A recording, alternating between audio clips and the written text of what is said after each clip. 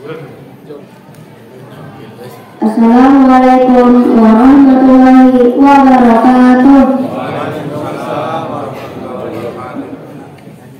Alhamdulillahirabbil alamin.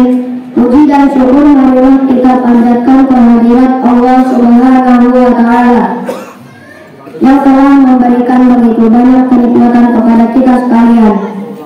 Salawat serta salam semoga tercurah kepada Nabi Muhammad sallallahu alaihi wasallam, sahabat, keluarga, serta kita sekalian sebagai umatnya. Amin. Bapak-bapak, ibu-ibu, jamaah salat isya dan tarawih yang dimuliakan Allah, sebelum kita mulai pelaksanaan tarawih dan salat tarawih, ada beberapa pengumuman yang akan kami sampaikan mewakili pengurus Masjid Al-Amin.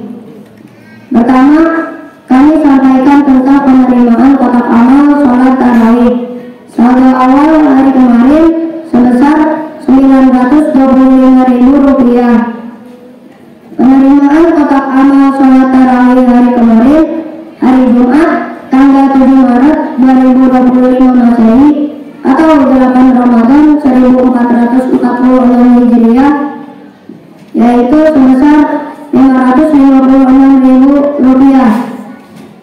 Pengeluaran sebesar Rp1.025.000. Saldo pembayaran ini sebesar Rp456.000. Terima kasih kami ucapkan kepada para pemberi infak dan sedekah. Semoga amal ibadah Bapak Ibu sekalian mendapatkan pahala yang berlipat ganda dari Allah Subhanahu wa taala. Amin. Berikutnya kami sampaikan bahwa pada malam ini yang bertindak sebagai penceramah dan imam sholat tarawih adalah Ustadz Muhammad Taib dari YFM. Alhamdulillah, beliau sudah ada di tengah-tengah kita. Marilah kita mulai rangkaian ibadah tarawih kita. Untuk itu, kepada Ustadz Muhammad Taib berkenan kiranya untuk memulai ceramahnya. Demikianlah pengumuman yang dapat kami sampaikan. Terima kasih atas perhatiannya. Billahi taufiq wal hidayah. Wassalamualaikum warahmatullahi wabarakatuh.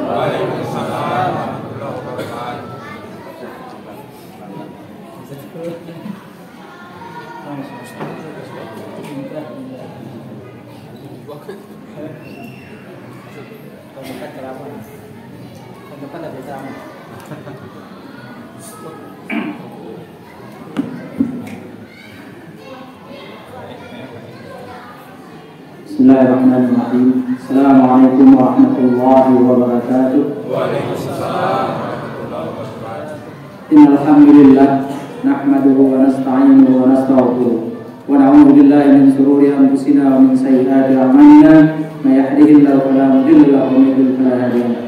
Asyhadu an la ilaha illallah wahdahu la syarika lah wa asyhadu anna Muhammadan 'abduhu wa rasuluh. Allahumma shalli ala sayyidina Muhammad wa ala alihi wa sahbihi wa man tabi'ahum bi ihsan ila yaumil amma ba'd. Qala Allah ta'ala fil Qur'anil Karim, a'udzu billahi minasy syaithanir rajim. Ya ayyuhalladzina amanu kutiba 'alaikumus shiyam kama kutiba 'alal ladzina min qablikum la'allakum tattaqun. Shadaqallahu a'lam. Alhamdulillah, puji syukur kita panjatkan kepada Allah Subhanahu wa taala. Pada malam hari ini kita diberi nikmat oleh Allah Subhanahu wa taala, nikmat iman, nikmat Islam, nikmat kesehatan, nikmat waktu dan lain-lain yang kalau kita mencoba menghitung nikmat Allah pasti kita tidak pernah mampu menghitungnya. Wa in ta'uddu nikmatallahi la tuhsuha, kata Allah. Kalau kalian mencoba menghitung nikmatku pasti tidak akan pernah mampu menghitung nikmat Allah. Oleh karena itu jemaah sekalian, mari kita bersyukur atas nikmat yang telah Allah berikan kepada kita. Tanpa terasa kita sudah sepekan menjalankan ibadah puasa. Kenapa ya? Ini malam ke 8 ke 9? Masya Allah, ada malam ke 9 ya? Saya kira malam ke 8, ada malam ke 9 ya? Tidak terasa, Ramadan begitu cepat berjalan ya. Ditambah suasana lingkungan kita, desa kita, masyarakat kita lagi diuji dengan ujian yang luar biasa. Sampai titik saudara kita ada bahkan yang tidak bisa puasa. Beberapa wilayah daerah kita, beberapa RW, mereka tidak bisa puasa karena ujian yang begitu berat. Mereka tidak bisa sahur dan lelah mengurus rumah mereka, akhirnya beberapa tidak bisa puasa. Kita bersyukur Allah tidak memberi ujian seperti saudara kita bisa berpuasa. Karena itu mari kita bersyukur kepada Allah. Bersyukurnya kita bukan sebatas kita mengatakan terima kasih, bersyukur, tapi kita memberi kepedulian kepada saudara-saudara kita yang hari ini mendapat ujian. Nah, kita minimal mendoakan saudara-saudara kita, karena yang menderita saat ini saudara dekat kita, hanya beda RW, atau jangan-jangan ada di RW sini juga yang kena beda RT ya, Masya Allah. Nah, kita bersyukur, bentuk syukur kita itu, bentuk syukur bukan sebatas kita katakan alhamdulillah kepada Allah, tapi kita bersyukur kita tidak diuji oleh Allah dan kita memberikan kepedulian kepada saudara-saudara kita yang sedang diuji oleh Allah Subhanahu wa Ta'ala. Karena beberapa wilayah seperti Blok Y, Blok V, Blok F, V, P, M, N, L, di sana sampai hari ini masih. Blok S juga ya, masih diuji dengan ujian yang berat. Maka para jemaah sekalian, mari kita sama-sama memberi kepedulian kepada mereka, membantu apa yang kita bisa, memberikan sedikit barangkali rezeki kita kepada mereka. Mudah-mudahan inilah bentuk syukur kita kepada Allah. Dan ini ujian juga ujian bagi kita semuanya. Maka jemaah sekalian, di tengah bulan suci Ramadan ini, jadikan ini menjadi amal soleh kita. Kalau ada hadis Nabi yang menjelaskan keutamaan memberi berbuka kepada orang yang puasa, maka memberi berbuka kepada saudara kita yang berpuasa dalam kesulitan. Dalam kesulitan itu tentu nilainya lebih besar lagi. Para jemaah sekalian, banyak sudah kita dengar keutamaan Ramadan. Dan Ramadan memang bulan yang penuh dengan keutamaan. Dan begitu banyak keutamaan, maka kita dipanggil oleh Allah, ya ayyuhalladzina amanu, wahai orang beriman, kutiba alaikumusiyam kama kutiba alal ladzina min qablikum la'allakum tattaqun. Tujuan akhir dari kita bertakwa adalah la'allakum tattaqun, supaya kita bertakwa kepada Allah Subhanahu wa Ta'ala. Maka puasa melahirkan kita untuk jadi orang bertakwa. Begitu tinggi derajat takwa ini, maka Allah mengatakan, inna akramakum indallahi atqakum. Sungguhnya para yang mulia di sisi Allah adalah orang yang bertakwa. Maka kalau kita di masyarakat kadang-kadang kita memuliakan orang-orang yang ekonominya lebih atau jabatannya tinggi atau punya keistimewaan kelebihan-kelebihan lain, tapi di mata Allah, inna akramakum indallahi atqakum. Para yang mulia di sisi Allah adalah orang yang bertakwa, bukan orang yang punya kelebihan-kelebihan dunia, tapi orang yang bertakwa. Maka Ramadan Allah jadikan satu bulan supaya kita menjadi orang yang mulia, orang yang bertakwa. Dengan takwa itulah membuat kita rela dan mau meninggalkan hal-hal yang dilarang, diharamkan oleh Allah. Ketika di luar Ramadan makanan hal yang halal, tapi di Ramadan di siang hari menjadi haram bagi kita. Makan yang begitu nikmat, minuman, walaupun kita sedang berpanas-panasan, kesusahan, kesulitan, kelaparan, tapi karena itu dilarang oleh Allah untuk kita nikmati, untuk kita makan, maka kita jauhi. Itulah namanya takwa. Itu namanya takwa. Kemudian di Ramadan kita semangat untuk beribadah kepada Allah Subhanahu wa Ta'ala, melebihi di luar bulan suci Ramadan. Kita semangat beribadah, tidak hanya ibadah 5 waktu, tapi juga seperti sholat malam kita, sholat tarawih, kemudian tilawah kita tingkatkan, dan itu kita laksanakan semua semata-mata karena Allah Subhanahu wa Ta'ala. Maka itulah takwa. Takwa yang membuat kita mau melaksanakan semua itu. Dan juga dengan berpuasa di bulan Ramadan,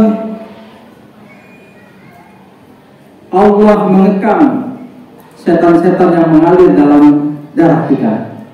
Jadi aliran darah kita dipersempit sehingga setan tidak bisa bergerak bebas, sehingga kemaksiatan-kemaksiatan yang biasanya mudah dilakukan orang tapi di bulan suci Ramadan menjadi ditinggalkan oleh orang. Maka itu juga adalah takwa. Maka kita dengar ada hadis yang mengatakan bahwa di bulan Ramadan setan dibelenggu oleh Allah Subhanahu wa taala. Dan itulah yang dikatakan takwa, sehingga kita bisa meninggalkan hal-hal yang berbau maksiat yang dilarang oleh Allah Subhanahu wa taala.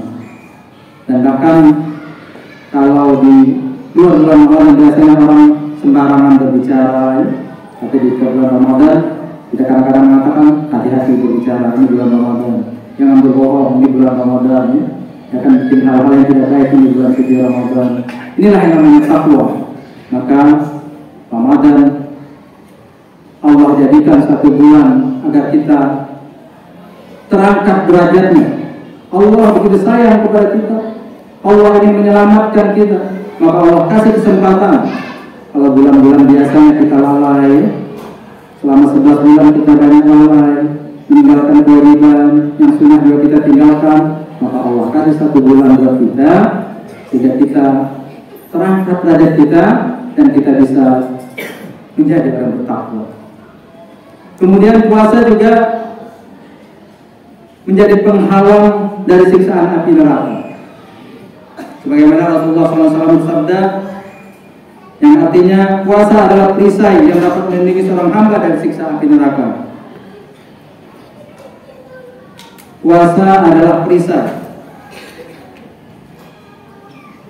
Perisai itu tameng, tameng. Maka kalau orang berperang, dia pakai tameng, pakai perisai untuk menyelamatkan.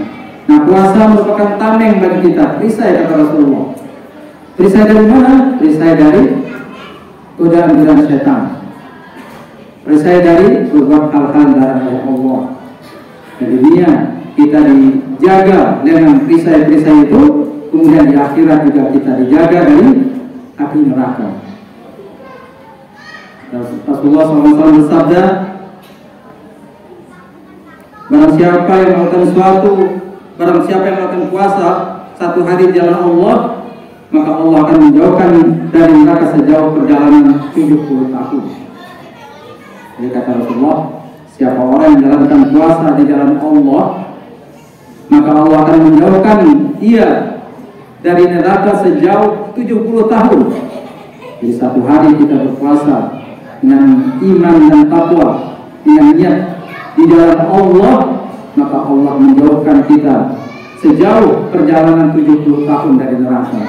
Masya Allah. Kalau satu hari kita terhindar terjauh dari neraka 70 tahun, maka kalau kita puasa selama 30 hari, 7 kali 3 berarti 210 perjalanan, 210 tahun perjalanan dari neraka. Akhirat itu memang luas, Pak. Akhirat itu luas. Perjalanan 70 tahun itu kalau kita bayangkan dunia itu sudah luas, tapi akhirat Allah itu luas. Kita di bumi, padahal kita hidup di bumi ini kecil sebenarnya. Kita mengatakan bumi ini besar, tapi bumi ini sebenarnya kecil di sisi Allah. Karena masih banyak planet-planet yang lain yang jauh lebih besar daripada bumi kita ini. Dan jumlah planet ini jumlahnya miliaran. Itu dunia, itu alam yang ada di dunia ini. Bagaimana dengan negeri akhirat? Negeri akhirat itu begitu luas. Karena negeri akhirat nanti berkumpul manusia dari zaman Nabi Adam sampai zaman manusia terakhir, berkumpul semuanya di satu tempat. Artinya akhirat itu memang benar-benar luas. Kalau hari ini di dunia dihuni oleh berapa miliar manusia. Sedangkan manusia sudah dari zaman Nabi Adam sudah ada sampai nanti manusia terakhir. Maka itu dikumpul oleh Allah di negeri akhirat. Maka perjalanan dari satu titik ke satu titik ke neraka, sekali kita berpuasa karena Allah, terhindar sejauh 70 tahun perjalanan. Maka jemaah sekalian, ini adalah antara hikmah puasa. Kemudian puasa dapat memberi syafaat bagi orang yang menjalankannya. Nah, di akhirat nanti kita membutuhkan syafaat. Cuma sekalian, kita hidup di dunia ini sebentar. Hidup di dunia ini sementara. Hidup di dunia ini numpang lewat saja sebenarnya. Tanpa terasa usia kita sudah mungkin di atas 50, 60. Rasa-rasanya tidak lama kita memang hidup di dunia ini. Baginda Rasulullah SAW di dunia hanya 63 tahun. Dan kata Rasulullah, usia umatku tidak jauh dari usiaku, kata Rasulullah.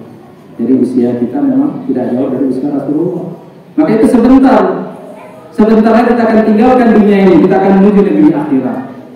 Dan ketika hidup di akhirat, sebelum negeri akhir, ada yang namanya setelah kita mati, kita akan masuk alam kubur, alam barzakh. Dan itu pasti adanya. Kita akan tinggalkan dunia ini, kita akan masuk negeri barzakh. Dan kematian adalah awal daripada kehidupan kita. Jadi alam barzakh berapa tahun sampai hari kiamat? Mungkin puluhan tahun, mungkin ratusan tahun. Kemudian dibangkitkan lagi, nanti kita dikumpulkan di padang mahsyar selama 50.000 tahun kita diberdirikan di padang mahsyar. Ketika matahari di atas kepala kita, maka orang pada saat itu banyak yang bergelimang dengan keringatnya. Ada yang keringatnya semata kaki, ada yang keringatnya sebetis, ada yang keringatnya sedengkul, ada yang keringatnya sepaha, sedada, seleher, bahkan ada yang tenggelam dalam keringatnya.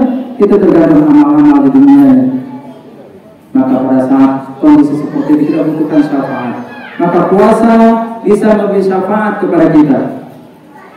Kata Rasulullah, puasa dan Al-Quran akan memberikan syafaat kepada seorang hamba pada hari kiamat kelak. Puasa akan berkata, ya Rabb, aku telah menahannya dari makan dan nafsunya, maka beri kesempatan aku beri syafaat kepadanya. Masya Allah, ini puasa akan datang nanti di hari kiamat memberi syafaat kepada orang puasa. Dan bilang kepada Allah, ya Allah, kata puasa, aku telah menahan dia dari makan dan nafsunya, maka beri kesempatan untuk memberi syafaat kepadanya. Maka berbahagialah orang yang berpuasa. Maka hendaknya kita tingkatkan kualitas puasa kita. Maka yang disuruh untuk berpuasa orang beriman, ya ayyuhalladzina amanu, orang beriman. Dan kita hiasi puasa kita dengan alasan iman. Man shoma Ramadan imanan wa ihtisaban. Siapa yang berpuasa dengan alasan iman dan harap pengampunan dari Allah, maka kita jadikan puasa Ramadan kita kali ini puasa yang benar-benar berkualitas mata-mata karena Allah. Dan kita hiasi dengan hari-hari kita dengan hal-hal yang positif, yang bermanfaat, bernilai ibadah, dengan tilawah Al-Quran, dengan ibadah sunnah, dengan zikir-zikir kita. Dan kalau yang bekerjanya dengan dalam pengawasan Allah, bekerja dalam pengawasan Allah, itu juga bentuk takwa. Jika seseorang bekerja tepat waktu, bekerja tidak lalai, bekerja dengan serius, bekerja dengan profesional, itu adalah takwa. Sehingga bagi orang yang berpuasa dengan iman dan takwa, ketika bekerja pun di kantor, kualitas kerjanya lebih baik daripada di luar bulan puasa. Jadi bukan karena puasa malah jadi lemas di kantor, produksi menjadi menurun, itu bukan orang berpuasa. Bahkan ketika ada seorang ulama yang ketika di bulan Ramadan semangat kerjanya 2 kali lipat daripada di luar bulan Ramadan. Ketika ditanya, wahai Syekh, kenapa engkau bekerja seperti itu? Dia mengatakan, karena aku yakin puasa adalah ibadah. Dan karena itu aku ingin jadikan kerjaku, dan kerja adalah ibadah. Aku ingin jadikan kerjaku menjadi nilai ibadah yang banyak. Maka dengan bekerja lebih semangat lagi, sehingga kualitas kerjanya menjadi lebih baik. Para jemaah sekalian, mudah-mudahan Ramadan menjadi Ramadan yang terbaik bagi kita, bisa ditingkatkan ibadah kita, sehingga kita menjadi orang yang bertakwa, bersyafaat di hari akhir nanti. Assalamualaikum warahmatullahi wabarakatuh.